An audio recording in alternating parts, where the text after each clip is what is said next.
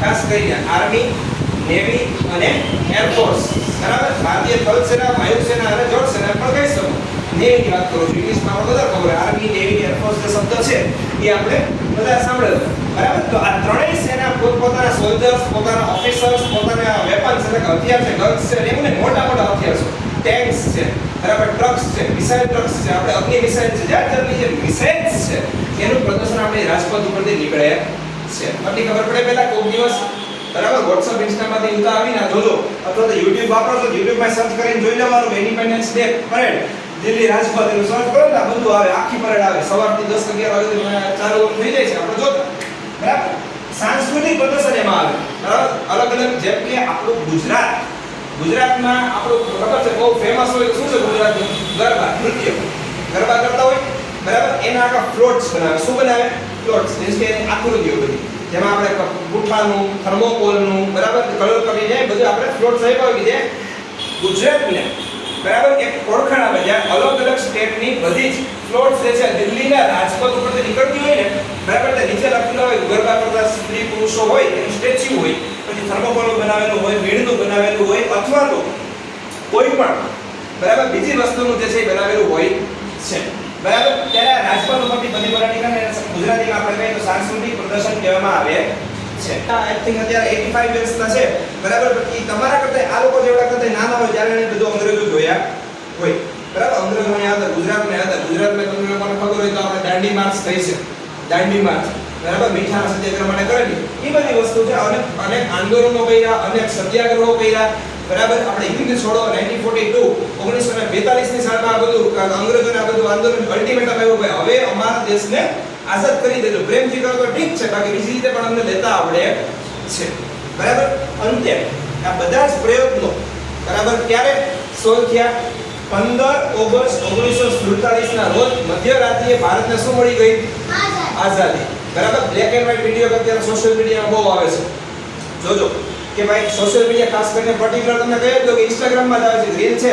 જવાહરલાલ નહેરુ પોતે તે ગોષ્ઠી બ્રિટનનો union Jack, બ્રિટનનો ઝંડો હોય એને યુનિયન જેક કહેવાય. શું કહેવાય? બ્રિટનના યુનિયન જેકને ઉતારીને આપણો ભારતીય તિરંગો, કેસરી સફેદ લીલો વચ્ચે કેવા કલરનો અશોક ચક્ર છે ભાઈ? બ્લુ. આપણું નેશનલ ફ્લેગ છે.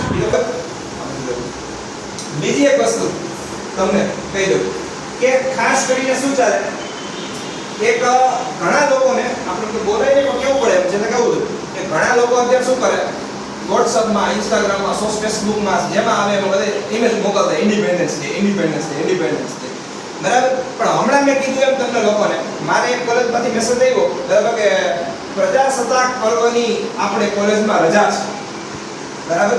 પ્રજાસત્તાક પર્વ that means Republic Day of India. અને આ કયો ડે છે આપણો? ઇન્ડિપેન્ડન્સ ડે છે, બરાબર? ઘણા લોકોને ભોગાવને ઈ ખબર નથી, બરાબર, કે રિપબ્લિક ડે અને ઇન્ડિપેન્ડન્સ ડે ક્યારે ઉજવતો હોય? પટેલ પંચાયત 150 દીધમ દીધ છે WhatsAppમાં, Facebookમાં, Instagramમાં કોઈ માણસો બોલે નહીં પણ ખબર જેને પડતી હોય, બરાબર? હવે તમને ખબર પડી ગઈ છે પ્રજાસત્તાક પર્વ એટલે કે રિપબ્લિક ડે, ઇન્ડિપેન્ડન્સ ડે આઝાદીનો પર્વ, સ્વતંત્રતા દિવસ, આ બે વચ્ચે ફેર છે. નો ફેર હોય તો નો ખબર હોય તો કહી દો તમને લોકોને. પ્રજાસત્તાક પર્વ જે છે એટલે કે રિપબ્લિક ડે ઓફ ઇન્ડિયા જે છે એ 26 જાન્યુઆરી એટલે કે 26 જાન્યુઆરીના રોજ ઉજવવામાં આવે છે, જ્યારે ઇન્ડિપેન્ડન્સ ડે એટલે કે સ્વતંત્રતા દિવસ જે છે એ 15 ઓગસ્ટના રોજ ઉજવવામાં આવે છે.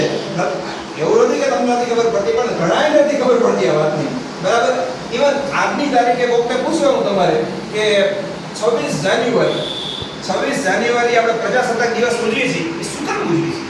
તમને ખબર હોય કે હવે પૂછવાનું તમારા, બીજું તો ઠીક, તમારા જેવડા ખાલી કોકને પૂછો તો તમારા મોટા હોય ને પૂછવાનું, ઘરમાં હોય ને બધાય, અથવા બહારના હોય ને પૂછવાનું, બરાબર? કે 26 જાન્યુઆરી એ આપણે જે પ્રજાસત્તાક પર્વ ઉજવીએ છીએ એ શું કામ ઉજવીએ છીએ? કોઈ કહો તો મને નહીં ખબર, બરાબર? સ્વતંત્રતા પછી પણ આપણે જે છે એ ભારતના ઘણા પ્રશ્નો હતા, બરાબર? આ દેશી રજવાડાઓ વચ્ચે જે આપણું ભારત હતું એમાંથી એક કરવાનું હતું. આજે પણ ભારતના બંધારણમાં લખેલું છે ભારત યાની ઇન્ડિયા એ જે રાજ્યોનો બનેલો એક સંઘ છે, યુનિયન ઓફ ડિફરન્ટ સ્ટેટ્સ, બરાબર? આપણું જે બંધારણ કોન્સ્ટિટ્યુશન છે એમાં બધું લખેલું છે. આપણે તમારા 10th માં આવશે, 9th માં આવશે, આપણે બધું જોશી, બરાબર. ઇવન તમે 11th 12th માં જો આર્ટ્સ લ્યો ને હિસ્ટ્રી સબ્જેક્ટ રાખો તો આ બધું ડીપમાં આપેલું છે.